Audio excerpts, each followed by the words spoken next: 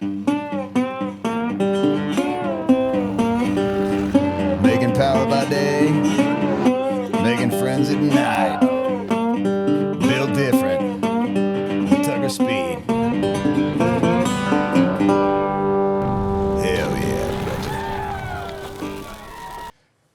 So this is a little bit different format tonight for the Built Different podcast with Tucker Speed. This is going to be a race recap joined by the crew. We are joined today by the man up front, Jason Owens, J.O., the man in the back, Nate, and one of our new guys that first time on the podcast, Steve. Steve, what do you do for us? Kind of work up front with J.O., just take in some of the service riding responsibilities, help people find the parts that they need, and in general, just answer questions, take phone calls, that kind of stuff, schedule. So, yeah, you're kind of helping J.O., running the front end and doing everything. Tell us a little bit about how you got to Tucker Speed. Like, what's your background? Where'd you come from? How'd you get into motorcycles? How'd you get into the industry? Things like that. Okay. Just kind of started out, ended up going to Sturgis before I ever had a motorcycle. And I was in a band before all of this, and we would play a lot of motorcycle, bars, things like that. And decided I'd go get one, and I did. And then, kind of being interested, like a lot of people, wanting to build the bike to go faster, be a little more reliable, more responsive with suspension and whatnot.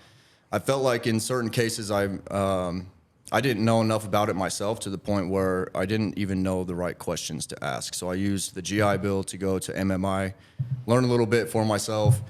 Ended up starting at a shop down in Salt Lake here for a little while, and then actually came up here to Tucker Speed. Of course, this is the place I wanted to come to.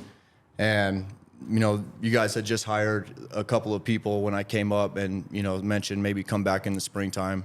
So I went down and ended up working at a dealership for a little while and, talked with you guys quite a bit, it turned out, while I was working down there, and took a lot of parts orders, that kind of thing.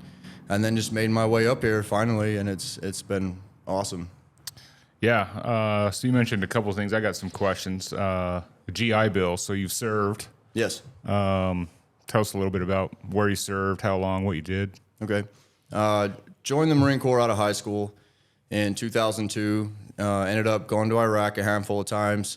Just did 4 years, and then, got out, did some college, played some music, that kind of thing. What kind of music? That's what I want to know. Some bare bones rock and roll. It was a good time. What, you were playing guitar? Drums. Drums. Yep. No wonder Nice. you're deaf. What's up? I said, no wonder you're deaf. That's good stuff.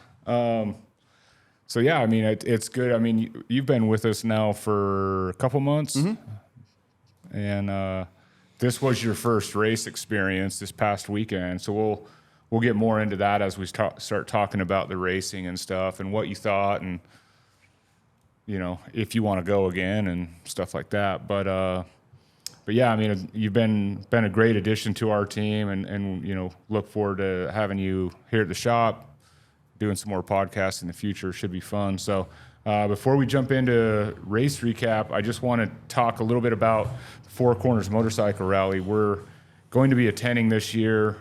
We're going to have a booth set up at the dealership, setting up, selling merch and hanging out, talking to people. We'll have some of the bikes there. We'll probably have the race bike if it's rebuilt, stuff like that.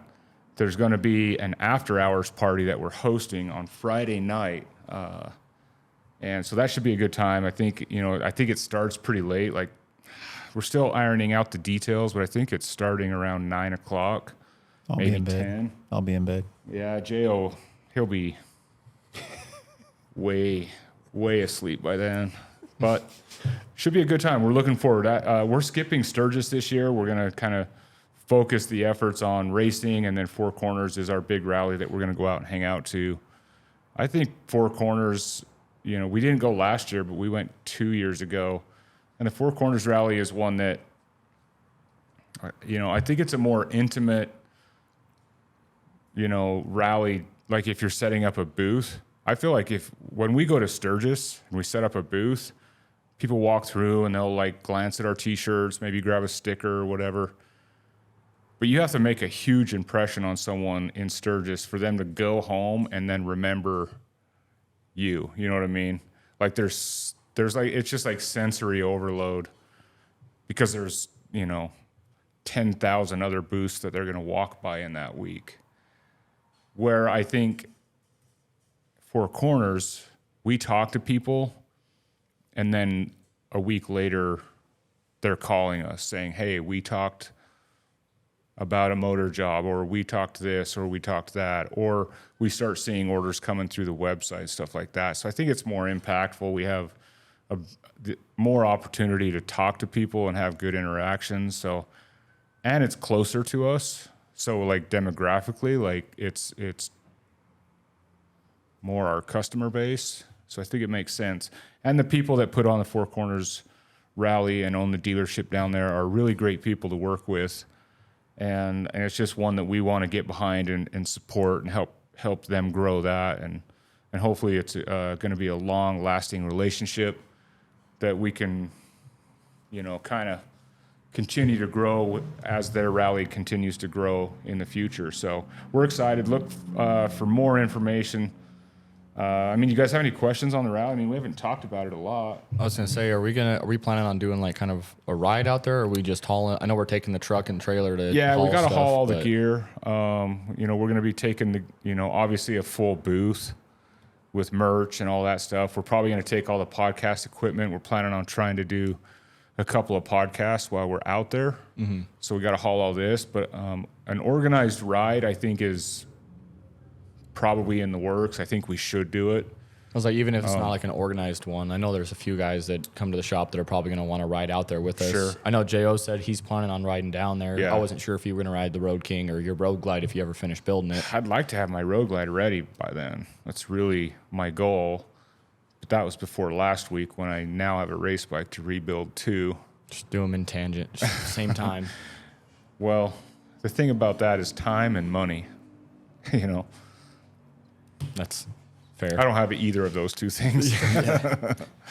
But yeah, I really want to have my Road Glide ready for that. If so, maybe I can ride it. But yeah, I think a ride to the rally would be cool. Even if we posted it and got a group that would ride out together. I think how far is Durango? It was 6 hours? Yeah, I think 7 7. hours? Me and Steve looked at That's about not too 7 bad of a hours. ride. I was expecting it to be longer than that. Yeah, it's not bad. And it's a great ride. I mean, you go through Spanish Fork Canyon, which is cool. We get Pasta J's on the way. Yeah, Pasta J's we in rolling. Moab. Best Italian food in Utah. I say we're going to run into issues going through Moab, though. They've got that noise ordinance now. Yeah, I think we could probably go around it somehow. I don't know. We'll have to figure that out. Or just blast through it and not stop. Yeah. Just speed through it 100 miles an hour. Something like that. So, yeah, Four Corners Motorcycle Rally. It's Labor Day weekend. It is August 31st through September 4th. We're having the after-hours party Friday night at, I'm not sure the location yet, but we'll keep everybody in the loop on that. So, one of the other things, real quick, that I've kind of skipped over, we have not been really good about doing the listener questions of the week. Just a reminder to everybody, if you have questions that you want us to talk about or a topic or something, hit us with a question and we'll try and bring it up on one of the next podcasts. Answer your question, hit on a topic, talk about whatever it is. So I think on Spotify, you can ask questions there or hit us on the email. It's podcast@tuckerspeed.com. So just shoot us a question, comment, topic that you'd like to see us cover. We'd love to talk about it. Race recap. Let's jump into it. We had a lot to talk about. It was an eventful weekend. So we were in South Beloit, Illinois for BRL's rounds 3 and 4. Blackhawk Farms. Who wants to start? Well, I mean, we started out good Friday. Your first lap or first practice session, you were running like what 130s, 131s, and then getting closer to the end of the practices, you were pushing them all the way down to 123s up until you were chasing OG Garage or Original Garage, whatever they are. Yeah. So yeah, I mean the format for the weekend, Friday, we rolled in Thursday night, got there Thursday night. Friday morning was an early start. All day Friday was just track day, just practice, open We had practice. 5 practices that day. Obviously, always with a new track, there's a lot to figure out in a short amount of time. You know, I'm learning the track itself, braking points, shift points, how to enter a corner, how to exit corners. There's a lot of information to gather in a short amount of time. We were testing tire pressures. We made a lot of gearing changes throughout the day, and we moved in the right direction all day. I feel like all day. We got were those getting faster and tire faster. pressures figured out pretty quick and ran those for a while. So, and gearing was a big one. It's a tight track. The track is really, it's a fun track, but it's fairly short. I think, what was it, 1.8? Yeah, it was like a 1.7. little bit less than 2 miles. Quick. Short track, very tight and technical. I think there was a couple of decent, the one main straight across the start finish line was fairly long. It was, we never measured it. I never seen anything on it, but it was probably a quarter mile if I had to guess, straight, with a 90-degree corner at the entry of it and a 90-degree corner at the end of it. But the track was narrow. That's the biggest thing I noticed, is how narrow the race surface was compared to a lot of the other tracks. It's just super, super narrow. No banking whatsoever. Everything was flat. Everything's flat. So the track was a lot of fun. Very technical, like I said. I mean, once you got off that straight, you were pretty much turning almost the whole time. Some big sweeping, kind of double apex corners. Turn 5, which we'll talk about more here in a minute, but turn 5 I think was one of the more trickier ones. It was really the only high-speed left-hand corner on the whole track. Everything else was a right-hander or fairly low speed. But it was fun. I mean, the surface was a little tricky. There was a lot of transitions from one like surface, whether it be concrete or like a new asphalt to an old asphalt, or tar strips and things like that. So those things are always unnerving as you're going into a corner and the surface is changing mid-corner. It's like, it's gripping now, but is it going to grip when I get into this new surface? So figuring that stuff out was tricky. So, but yeah, Friday went really well, right up until it didn't. Last session of the day with, I don't know, maybe 2 laps to go, we made a gearing change right before the last session. I felt like we had another 2 to go to kind of really get where in the sweet spot. So we made that change, went back out. We kind of had our plan too. We kind of had our plan like after that last session, make a gearing change, come in, assess how it was going. We're going to make tire changes, do an oil change, just kind of go over the bike, get it ready for Saturday. And all that went out the window. Go out Friday, go out that last session, and it's, and I was feeling really comfortable. I was feeling really good. Ran most of the session with about 4 or 5 laps to go. Sam, the rider on the Original Garage motorbike, passes me. Before that, he kind of like snuck in and like showed me a front wheel. Like, I think it was on the last corner before the straightaway. And then he kind of backed off. I think he might have passed me maybe on turn 1. I'm not sure. I don't remember. But I just figured like he was the fastest in the pro stock bagger class all day. I mean, he won the last race at Pittsburgh. I mean, he's definitely got some speeds, and we, based on some. The hard part is with lap times on Friday on the track days is the lap time. They don't count. It's not official. Your lap times aren't being tracked by a monitor, so it's all just by stopwatch. And you guys are trying to get my laps and trying to gauge it off of other guys and see kind of how we stack up. So I think we all kind of knew that Sam was probably going to be number one based on watching him and things like that. So yeah, when he passed me, I just thought I'm going to follow him. Like I'm going to find out where he's fast, where I need to pick up some speed, where he's leaving me. And I was hanging with him for a couple of laps there, kind of, right on his back tire. He'd gap me in a couple sections. I'd kind of get back on, right on the back tire in a few spots. So, I mean, it was good information. That stuff's good information to learn in practice. You find out where you need to get faster. I can drive into a corner a little further. Followed him for a couple of laps.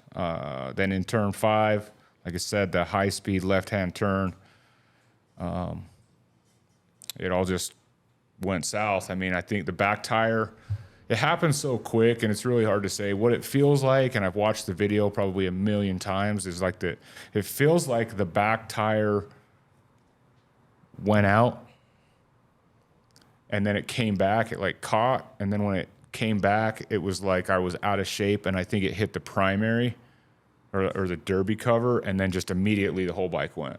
Mm-hmm. So it was like it was going slow, and then it came back, and then it just went. It was just that quick. And I think that when it went so quick is because it was on the primary, and when that primary hits the ground, I mean, it's just like an ice skating rink. Mm-hmm. That thing just...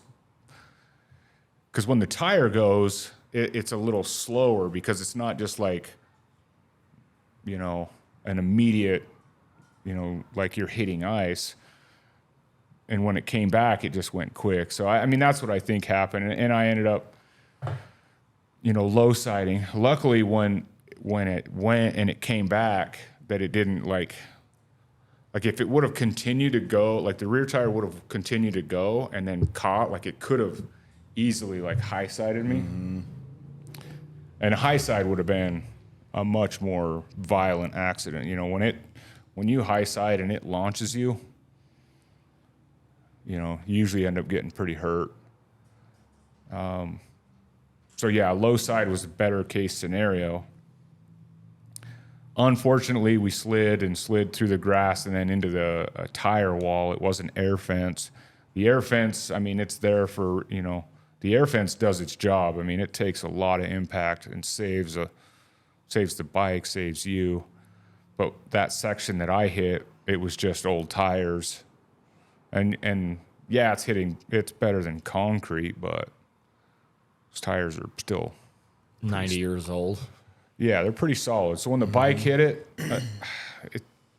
it's almost as if the bike, and I don't know, you guys have watched the video, it's like the bike was sliding, and it's almost like it caught and then flipped.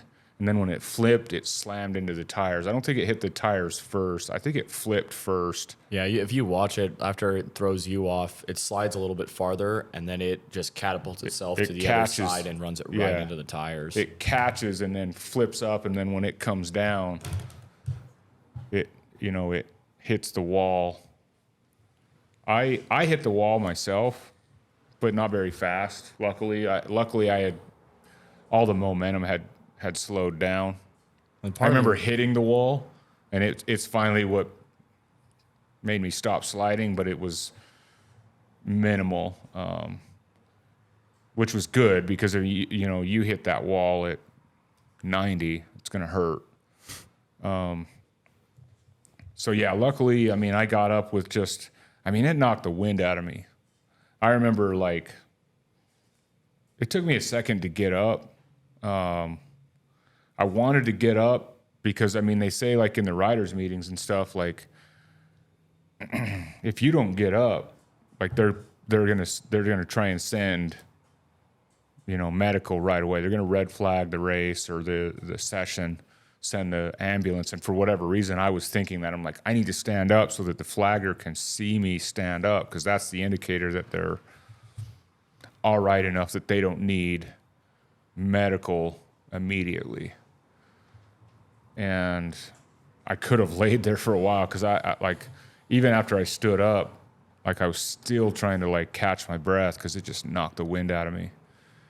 And so I got up, kind of got out of the way, because I mean, you definitely don't want to just be standing there out on the edge of the racetrack in case someone else does the same thing and then they come through and clean you out. So I kind of walked over into the trees, like kind of behind the wall, just to kind of get out of the way until the end of the session was over. And I think there was like a lap left, or maybe two.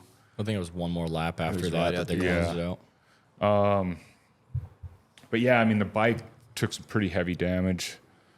They came back and trailered it back into the pits. And once we got it back into the pits, I mean, that bike was pretty rough.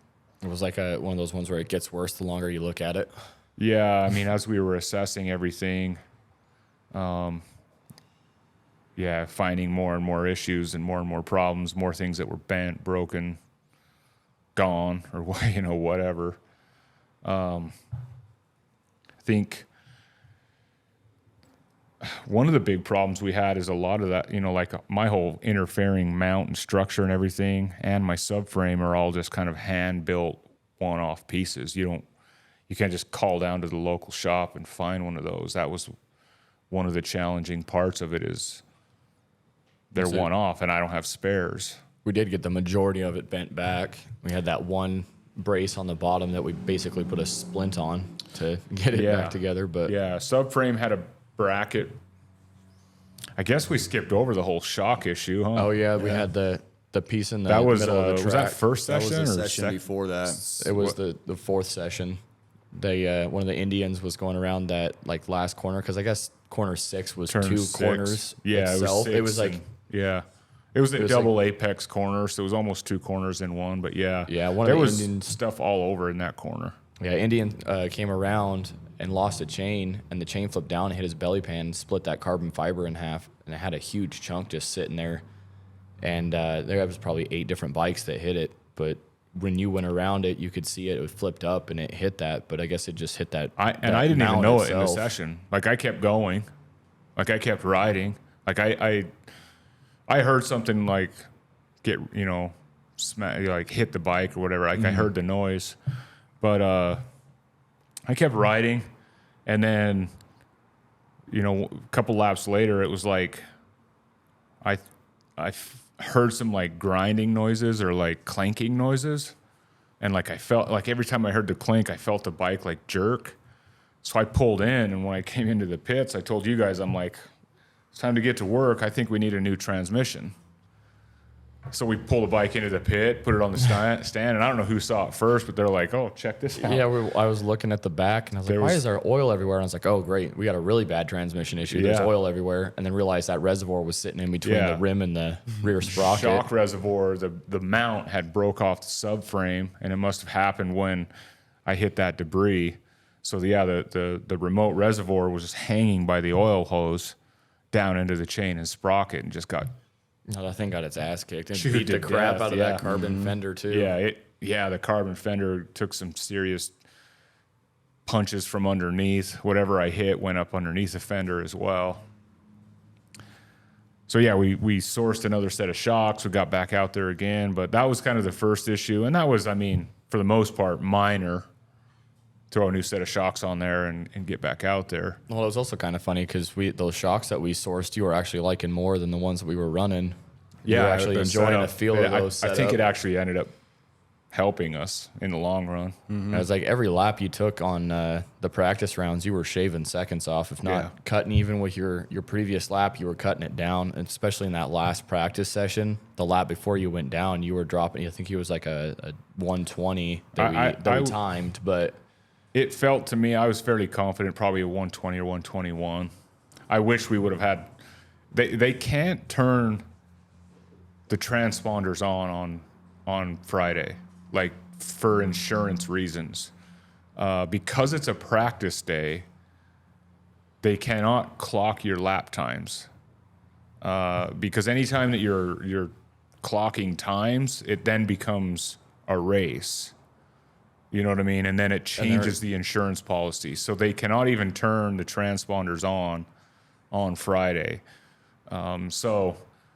Which I get it, insurance is what it is. I mean, you got to follow the rules and stuff like that, but it just makes it hard when we're there, because there's a lot of people there on sport bikes and stuff that are there for just the track day, and then they don't race on the weekend. They're just there to just ride the track, like have a good day, like, or whatever. But we're there to race on Saturday and Sunday, and Friday is our test and tune.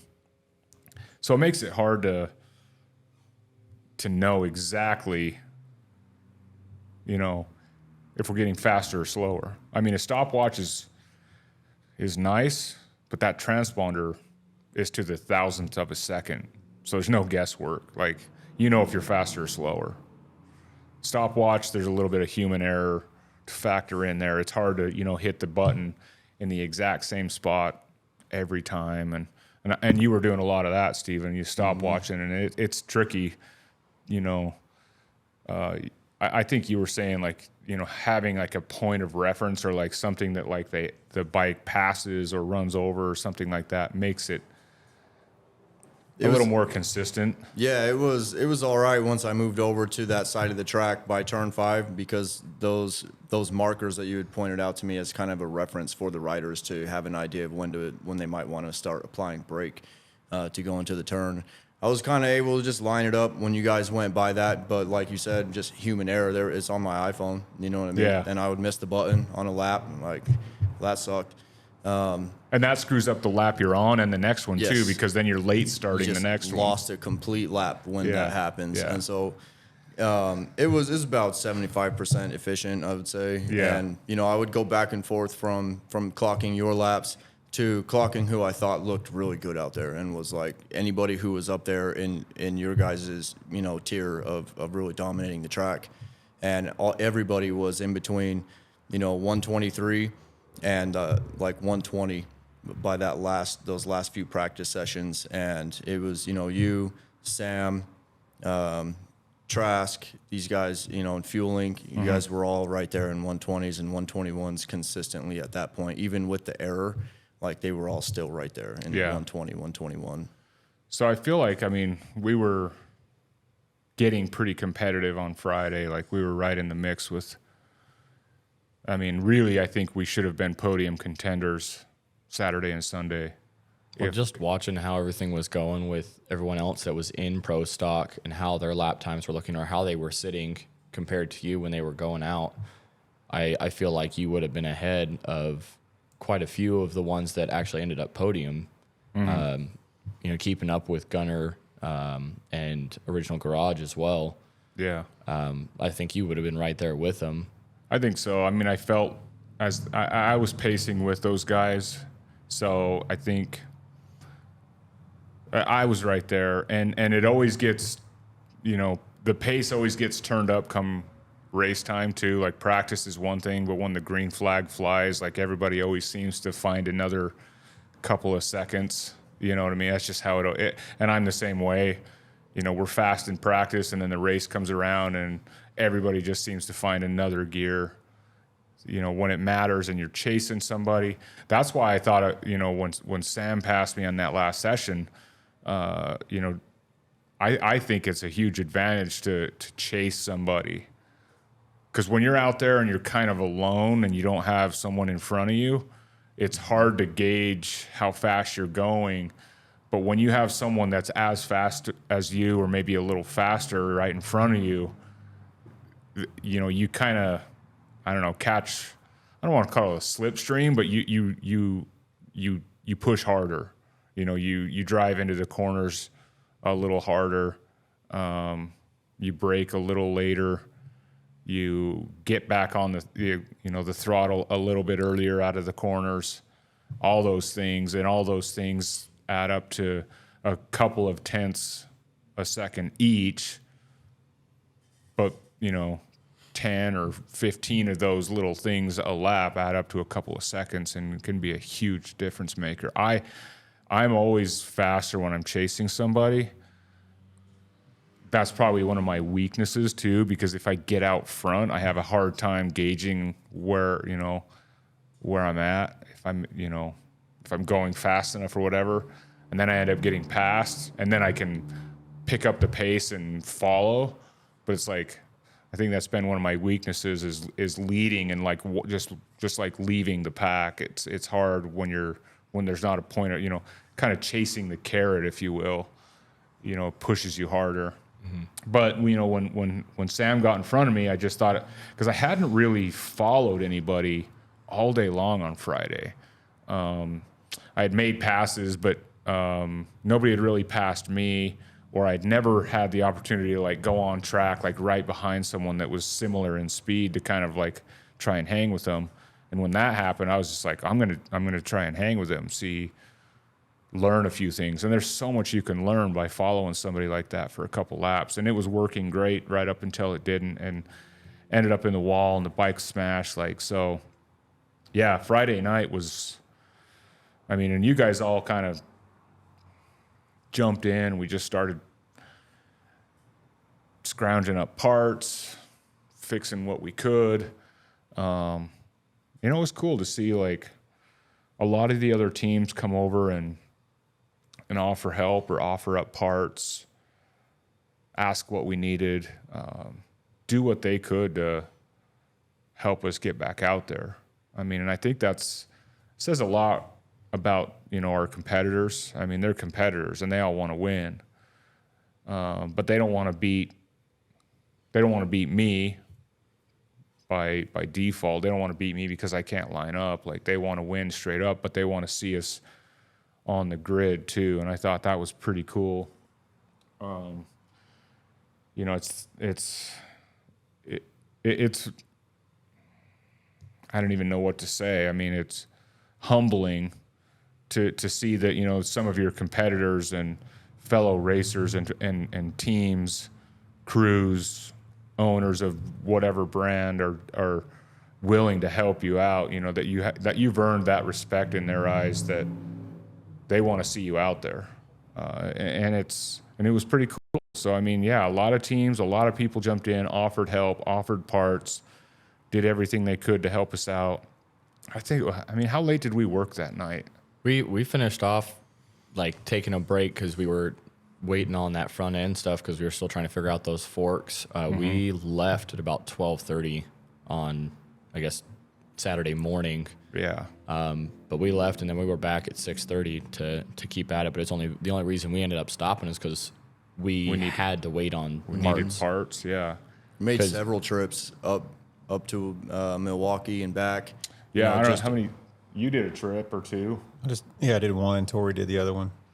You went on Friday. For shocks and a few other miscellaneous pieces. A shout out to my good buddy Brian, TPJ.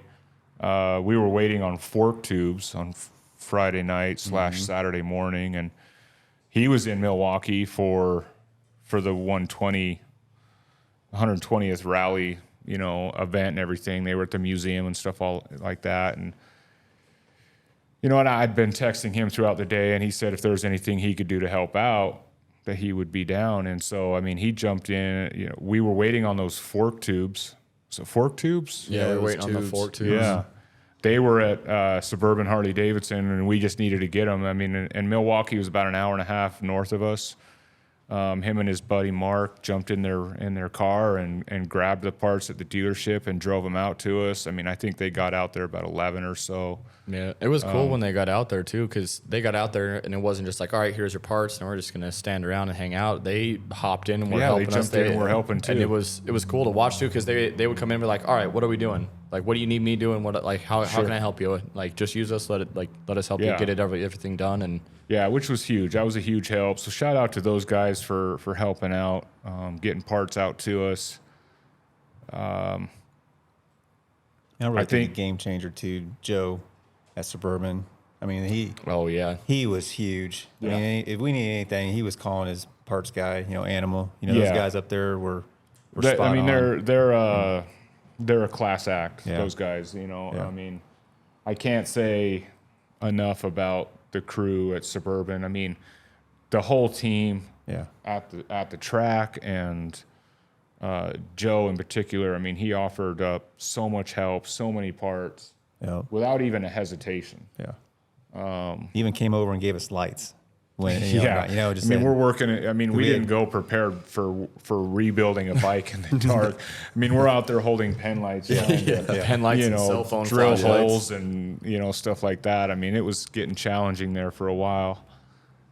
So, I mean, Joe at Suburban, and the thing is like with Joe, I mean, Joe owns that dealership. Like, he's the dealer owner. And that guy's out there changing tires, safety wiring bikes, doing gearing changes, repairs at the racetrack. I mean, how rare is that anymore in today's day? Like with the independent dealers going bye-bye. They're bringing in these car dealers.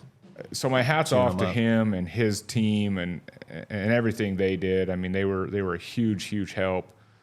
And all I can say to try and return the favor, like, if you're ever in Milwaukee, go see those guys. Yeah. You know what I mean? Go see them, support them, because the things that they do for the industry and the racing efforts and like that, like, you just don't get that from some of these dealers that are owned by bigger groups, or some of the automotive or whatever they're owned by, or dealer principals that don't give back to the community. I don't, we all know some of those too. Yeah, know a couple. So, the only way I could try and ever repay the favor is to say, please, even if you're driving through, flying through, stop into Suburban, buy something, buy a motorcycle, buy a T-shirt. But, so yeah, a huge hats off to those guys and a huge thank you. I mean, they were helping us all the way up until Sunday. So, yeah, I mean, Friday night, we finally had to quit. We got our fork tubes, and then we were able to determine that our cartridges inside our forks were not going to work. Well, we originally thought they were going to work. We put those forks together, got them on the front, and you went out for that race on Saturday. We didn't get it. We didn't put them together Friday night. Not Friday night, because we had to machine down. That's when we determined they were too long, and so we had to wait till daylight and wait till we could get some help. Luckily, we found a race team that was there. Their name was what? First Turn. Believe First Turn. so. It was a sport bike outfit. Yeah. I mean, and they were great. They helped us out. They actually took a piece out of those cartridges to their machine shop, which was local, machined them down, machined a couple inches off of it so that everything worked. And that was a huge deal. That was a huge benefit. The downside of that is once we started putting those forks back together, we determined that those cartridges were also bent. Yeah. I mean, And the steering stem. Yeah. Well, we realized they were bent, but we put them back together. We tested them out. They felt okay. yeah. And I mean, we missed both of the practice and qualifyings for Saturday, but So yeah, Saturday we're still trying to rebuild forks. So we miss Saturday morning's schedule is qualifying for the race that afternoon. Missed that and there one. was And we two missed of them. them. We missed both of them, which means that we're lining up. Best case scenario for Saturday afternoon's race is we were lining up at the back of the pack because we didn't even do a lap in You can't do qualifying. that. Yeah, and it went even more because we finally Well, it got was- those pieces in because they were hurrying, but they were still a half an hour out. That shop that machined those down for us, and we got those together and got the front end put together, tires on and everything, and then they were already saying first and second call for the race. Yeah. And we're ripping the tire warmers off, and you're in the middle of the road. We're trying to do the tire Well- pressures because Well, let's back up because we got the forks assembled fairly early in the day. that's when we ran into the other. So then we went to slide them into the triple trees, which the triple trees did not have any sort of They like looked good. obvious damage to them. So we just thought they were good. Yeah, for whatever Try and reason, they slide the didn't line forks up. into the triple trees, and they are not lining up. The triple trees were bent, which once we disassembled it, we realized it was the stem. Oh, and the that stem fork had stem. a gnarly curve in it. We tried like hell to straighten that thing back out. We were putting in the vise, cheater barring it, beating it with a I said, yeah, we were on the sledge. ground beating it with the sledgehammer, trying to get it to straighten out and everything. But Yeah. Those trees were a critical component to that bike to keep it up off the ground the way that it was. And so that was... Well, yeah, being drop trees, I mean, that was 2 inches of ride height. Yep. yeah, and then we had to switch back to the original Dyna trees with the stock height But forks. our forks were already 3 inches shorter than what we thought. So we dropped some height there. So we lost it in forks. one. And then once the trees were deemed no good, we had to go to a non-drop tree, which took another 2 inches of ride height out of the front end. I said, because we And had then those cartridges stopped working The after... cartridges that were bent, but we didn't have an option Yep. in the 8. And so we signed up for 2 classes. We got through the pro stock race. So yeah, triple trees. We tried like hell to straighten. We had to go to the Dyna trees. We basically were riding it a +2 front end at that point. yeah, because we still had the cartridges, We had even the though they were cartridges. bent. Even though they were had 'em bent, in. we were +2 over stock height. Went out for the pro stock bagger race. Like you were saying, they made first call and the front wheel wasn't even on yet. Yeah, we were waiting because you were bringing back the front wheel from Yeah, getting it changed. I had to go down and like hurry the guys up to change the front tire. because they were out watching a race, and then all three We of had us to hurry were and do a putting everything else tire back change together. because going to those other trees, they're narrow. It's a narrower front end, so we had to use our backup wheel. That's a narrower wheel, so we had to hurry and make a last minute tire change. Those guys were in the middle of their race, the tire changer dudes. I had to run down there and be like, "Hey, I'm like next group out," so I haul up back to the pits. You guys are like, I give you the tire or the wheel with a new tire on, and you're like, you need to throw your gear on because they're calling us out right now. So I go throw my gear on. You guys are slamming the wheel in, trying to get safety wire on every make sure everything's torqued, get the tires warmed. Tires weren't even. I guarantee they weren't even close to at temp. I think the rear one was closer than the front because we had the rear one on and it was staying warm. That front but one was probably on the one- warmer for 10 minutes. I don't even think it was 10 minutes. It was less than that because we got the warmer on, then put the tire on, Yeah. and then you were already dressing, and it was second call. We got the axle through. We were torquing the pinch bolts at third call for the axle, and then we were pulling the tire warmers off. You're getting ready to roll out, and you look at me like, "Do we do tire pressures?" And I was like, "Shit, no. Like, do we need to do those?" And you're like, "Yeah." Which is good we did because the front was 42 and the rear was also 42. Yeah. And trying to drop that rear one was the one I was most worried about because we've been running at 19 psi for the whole first day, and I'm trying to get it to drop, and our air chuck is just not dropping the pressure fast enough. So yeah. You got it like we were doing that in the middle of the lane, in the middle of the pits, And I trying to knew get that, like I changed. saw, like everybody had gone out. Everybody in Pro Stock Bagger had gone out on the track, had done the warm up lap, and was coming to grid. Like I saw him coming around. I'm like, I gotta go. Like I don't know what you're doing back there, Nate, but I gotta go. And so I haul down to the pit entrance or track entrance on pit lane as everybody's kind of getting to the grid. I don't know if you even got the rear tire to where it was at, because I think I just took off. I don't know if you were ready or not. 23 psi was yeah, as close as I got. 20 from 42 to 23 was as fast as I could get it to drop, Yeah. and that was like it only took like 20 seconds to get to that, but that 20 seconds was like I felt like was like 30 minutes trying to get you out there. So yeah, when I got down to track entrance, everybody had pulled into their grid positions, was sitting there waiting for the light to come on, the start light. And the starter, he kind of like stopped me right there at track entrance and said, "You're going to have to wait once the light goes out and everybody goes, I'll let you enter the track." So I had to kind of just sit there and wait and chill. Light comes on, light goes off, everybody launches and takes off, and the guy kind of held me there, and as soon as everybody cleared, he got out of the way and let me enter the track. I didn't do a warm-up lap. My tires I knew weren't cold or weren't at temp. I don't even know if the pressures were right. I had no idea what, the bike had just been put together. I didn't know how it felt, didn't know anything about it. So like I really kind of had to go out like lap 1 and almost just kind of a warm-up lap it, kind of make sure everything got torqued, everything was right, tires felt okay. I'm already like way back, everybody's gone. It's like the beginning of that, at least for the first lap till I saw you come around. I was standing there in the middle of the pits just like watching because I was like, oh shit, we got you out way too late. I'm expecting you to roll back because they wouldn't let you on the track. And I'm just watching because I can see a few different spots from where I was standing of the track. Finally saw you come around, but you were the first lap, man, you were so far behind from there. And I was just like, oh, maybe he's taking it slow. I didn't realize at the time that you weren't even allowed onto the track until they'd all gone by. Yeah.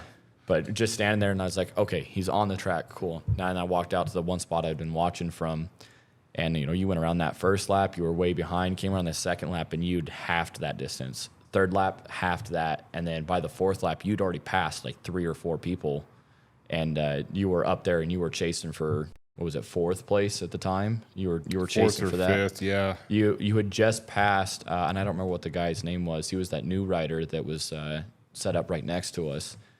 You had blown by him right around that turn 6, and came back around. You were turning on that last turn before that straightaway, and then the rest of it, you were still cutting that time. But those last 4 guys that were there, they would just, they're the fastest of the group. They were the for fastest. Pro Stock. I wasn't going to catch them, and I don't think I was nearly as fast as I should have been or was before I went down on Friday in the race. The bike wasn't 100%. I wasn't 100%.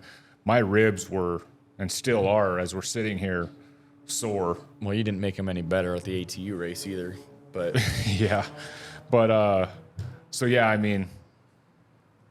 got a bad, we had to start from pit lane, started way back from the pack, but it was able to pick off a handful of guys and salvage a 5th place on the day, which I think, considering what we had gone through, I think with the fact that we spent that much time rebuilding everything, what we had to do and what we were up against on trying to get it rebuilt. It would have been really easy if we had, one of everything sitting in the trailer and we just swap it all out, but that wasn't the case. Everything that we were dealing with was like, how are we going to attach this piece back on here without a welder and without, fabrication tools? Because a lot of that stuff, like I said, is all fabricated stuff. Mm-hmm. And, we're just trying to drill holes and run bolts through, bolt and a nut and hold things together, safety wire stuff together, and trying to search for suspension that is for a race bike. That stuff's not sitting on the shelf at dealerships either.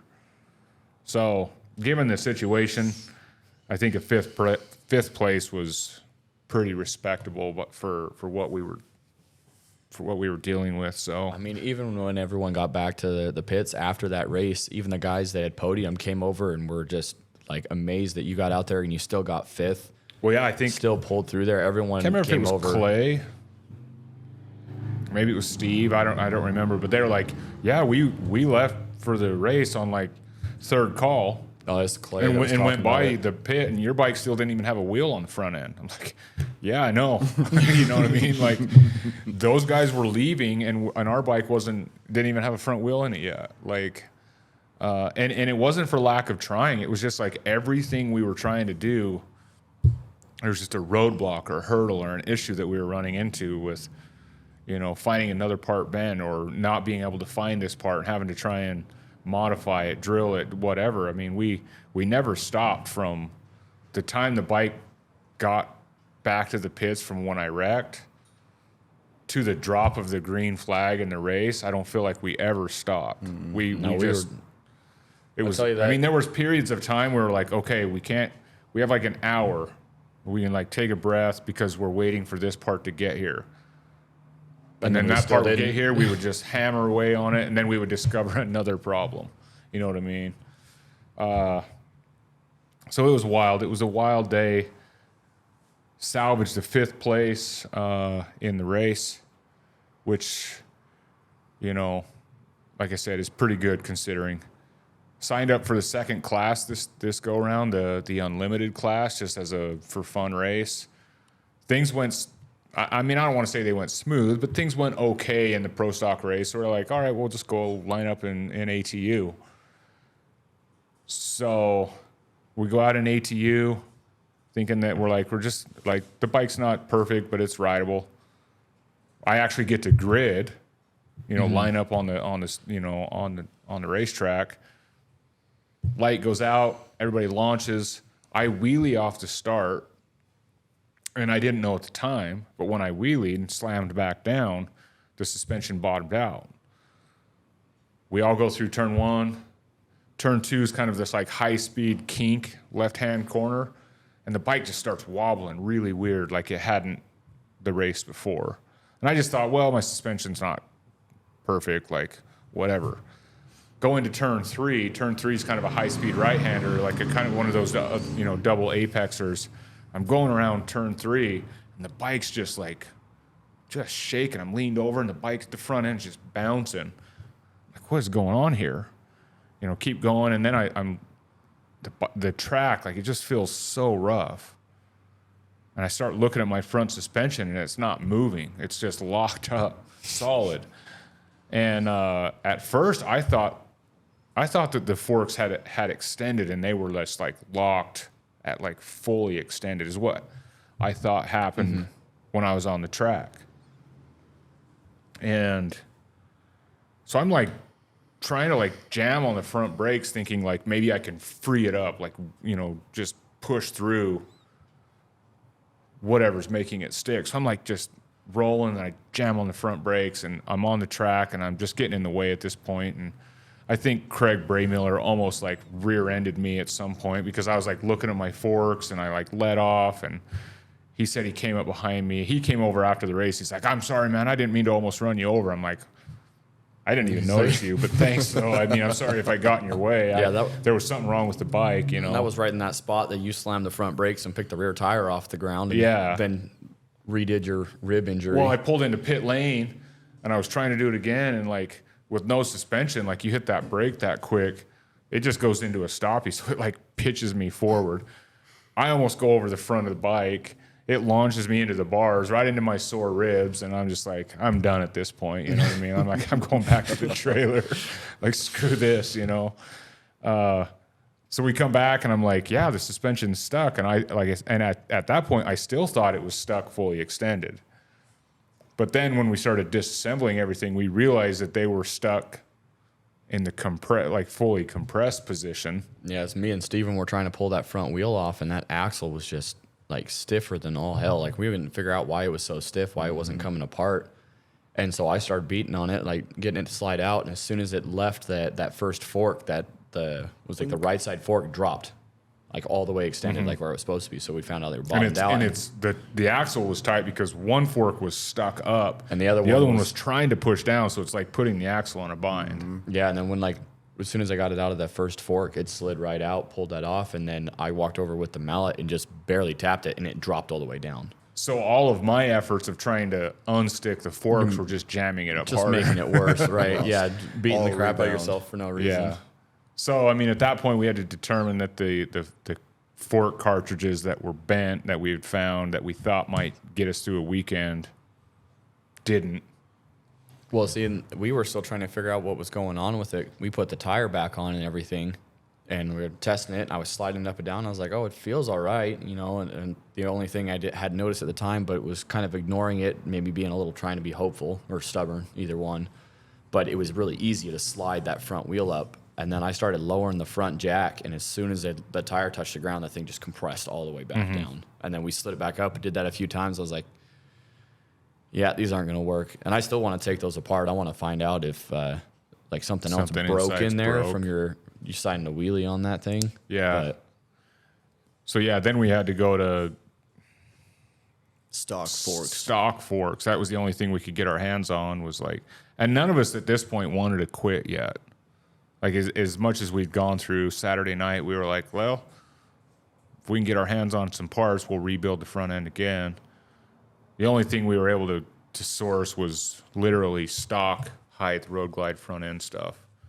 And so we put it together, and the bike is so low in the front. Yeah, the bike is 5 inches shorter than how we showed up to the racetrack. And it's even, I was thinking about it, it's actually still lower than even a stock road glide would be, because you had those Dyna trees on there, and they sit different than the stock like touring trees. And the space between the bottom tree and the top of the dust seal was only like 1.5 inches. Yeah. Yeah, And so it was, the bike was just like in terrible, terrible shape. Like, to the point where we put the stock forks together, put them in the bike, put the bike on the ground, and we all sat around, we circled around, and we had a discussion like, do we push this bike in the trailer and just call it a weekend? Well, it got worse. That's before we got into that conversation, because we got that front end put together, and then we decided to do the oil change. Yeah.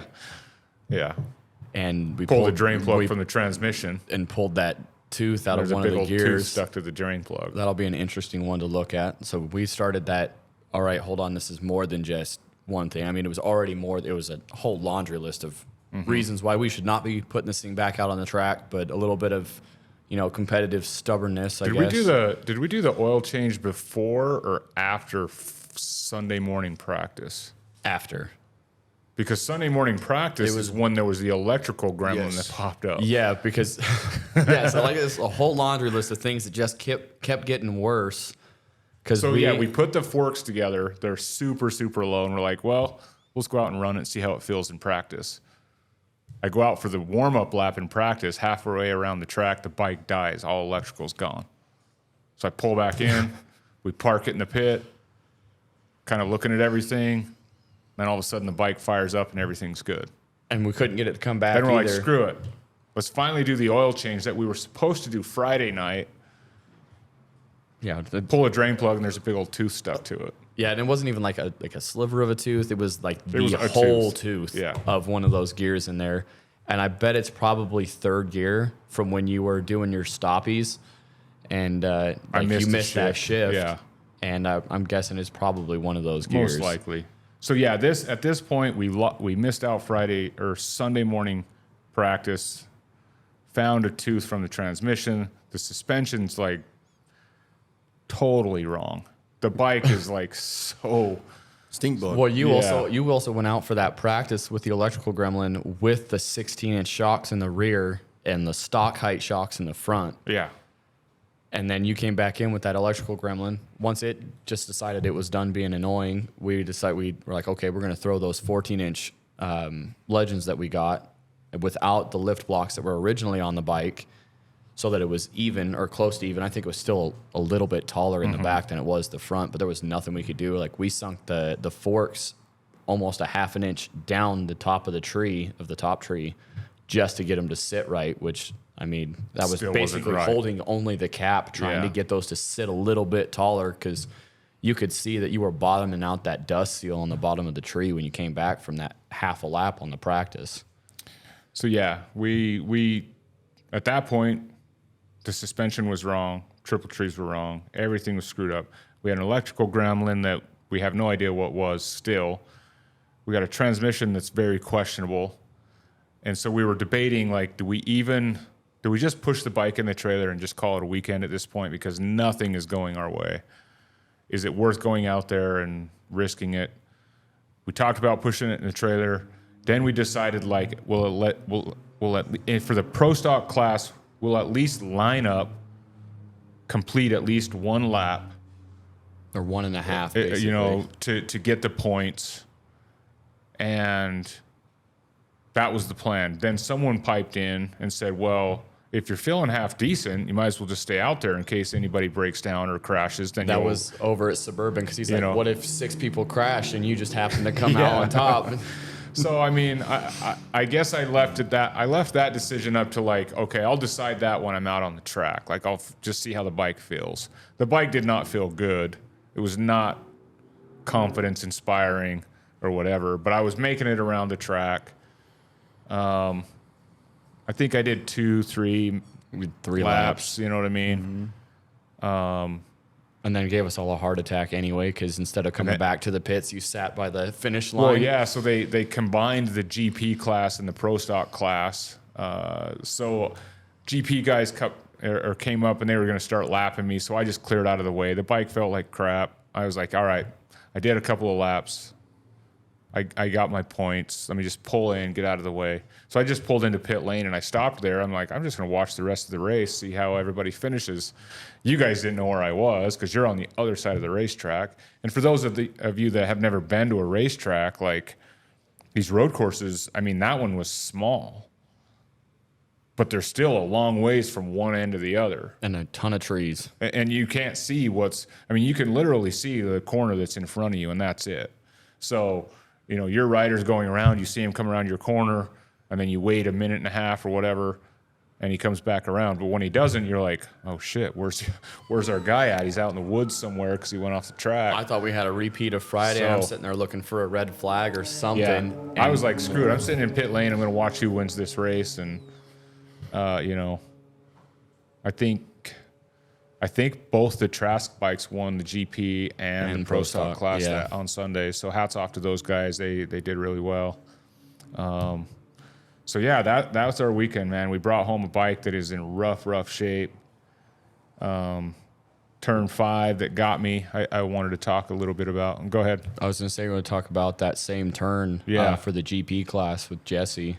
Was that in the race? That was in the race. Saturday race for the GP class. I believe. Trying to remember what was going on. So I think the Trask bike, Shane Narbonne was in first. Hawk was in second. Jesse Janis was in third. In that same corner, Hawk, his chain came off. Yep. And he rolled the bike off, parked it against the wall. He jumped on the other side of the wall, and he was kind of done. Next lap around, Jesse Janis comes around, and in turn 5, in the same spot I went down on Friday, he goes down. In the exact same, well, I shouldn't say exact same spot. He was probably 10 or 20 feet back. Like he went down 10 or 20 feet earlier than I did in the same corner. But because of that 10 or 20 feet, the trajectory of like when the bike starts to slide and then just straight lines was much more extreme. And the distance to the wall for him was much shorter. So he hit that wall that I hit much quicker and at a much higher speed. Because I was a little further down the track, I was a little further down the corner. The wall's getting further away the further into the corner you get. Yeah, and you had a little bit more and grass. I slid across the grass for a lot longer than he did, and he hit that wall pretty hard. And the bike came down on top of him, and he was pinned under the bike for a little bit. Kind of a scary moment. Luckily, I'll say luckily. I mean, he's injured. He's got a broken femur and some facial fractures and some other injuries, but it could have been a whole lot worse. It looked a lot worse there for a little bit. Oh yeah, and just watching him, like he didn't get up for a while. Like when he was first, he never got up. When he first stopped moving, the only thing you could see, and it had to be like 30, 40 seconds after he finally started moving his legs, and we realized that he was under the bike. Yeah. And it was just like his chest up was under the bike. He couldn't move or anything like that. And then they finally got out there. I don't remember who it was that went around the corner. That same corner was going slower and saw it. The lap before, the Hawk broke down in that same corner, so he was on the other side of the wall. And then Brian Shields, that's who I think that's his name, pulled off. He saw, like he was going by and saw that Jesse was pinned under the bike. So he basically ghost rode his bike, just let it fall over. Yeah, and he just him tipped and that Hawk thing over and started they were the sprinting. first two to get to Jesse and help trying to get the bike off the top of him. But he left there in an ambulance. But luckily he's recovering and in good shape. But there is a GoFundMe out there to help Jesse with his medical expenses and getting back to Florida as well. And getting back to his regular job and things like that. So for anybody that can help out a fellow racer, please jump on there and help him and anything you can. I mean, a little bit goes a long ways to help out a fellow racer. So please, I'm asking anybody to jump on there and donate a little bit and Yeah, we'll link that up in the podcast notes here, so it makes it easy for everybody to find it. So, but yeah, I mean, it was a long weekend, man. Long nights, both nights, early mornings, and I mean, we worked our butts off. And I think we can be proud of the few points that we walked away with. I mean, we did okay on Saturday with a 5th, which is respectable, considering we got a couple of points on Sunday for at least starting the race. But we had to work for them. We had to work really hard to get those points. And you guys worked your butts off. Everybody, did everything they could. We had I hope we had a good time. I mean, I'm still recovering from the weekend, but I say even with everything that we went through and like literally feeling like we were running at full speed the whole weekend, I still thought it was an amazing experience to get to go out and do that. And I feel like with the wreck and everything, I at least, because I haven't been out to very many races yet. I'm still pretty new to it. The Daytona was my first one, so this season is going to be my first full season. Just seeing like the other shops or the race teams coming in and just asking what they can do, checking up, seeing how they're doing. Just like some of them would come by, it's like, wow, I can't believe you guys are already this far. Like just like a little bit of extra motivation just coming from the other teams. Mm-hmm. Like seeing that they don't want to win just by any means possible. They don't want to win because you didn't line up. They want to win because they beat you on the track. Mm-hmm. They really want you out there. And, Clay and Arnie, they both came over and we're talking about it. Clay was really impressed, seeing you out there and the fact that you went and took 5th on Saturday. Mm-hmm. He said over and over again how much he was just like, I didn't want to see you not race. Like, I want you on that track. I want to see you on the track, even if I'm looking at you behind me or lapping you, because, he's got to dig at you just a little bit. Yeah. He's like, it's good to see you out on the track. And even though we only did, you only did, it was 2.5, almost 3 laps on that last one, you still got out there. Like, you'll be able to leave with the season saying, yeah, we went to we were on the track for every single race. Yeah. And even with the mountain of stuff we've got to do to get the bike ready for you to race again on, November? Yeah. When we go out to California, we've got a laundry list of stuff to do on that now, but we'll be able to get you out there again and get after it and be able to say that, we raced every single race this season. Yeah. So that's a good segue. I mean, the next race is at Willow Springs, California, in November. So we have a little bit of time. Luckily, it's not a short turnaround because we have a lot of work to do on the bike, between suspension all the way around. All the fairing mounts have to be rebuilt. The fairings cracked, the saddlebags are destroyed, the lids are all busted up, subframe's cracked still. Rear fender as well. Rear fender's pretty hammered. So there's a lot. Transmission. No. That transmission, we got to find that out before it blows up. So there's a lot of work to do on the race bike, but we got some time. So yeah, that'll be good. You guys have anything to add, Jay? I'm all good, man. Steve? I think we about covered it.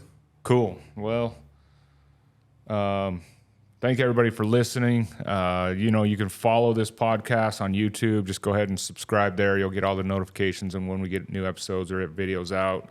Podcast is available on Spotify, Apple, all the other podcast platforms. So wherever you're listening, you can find us there.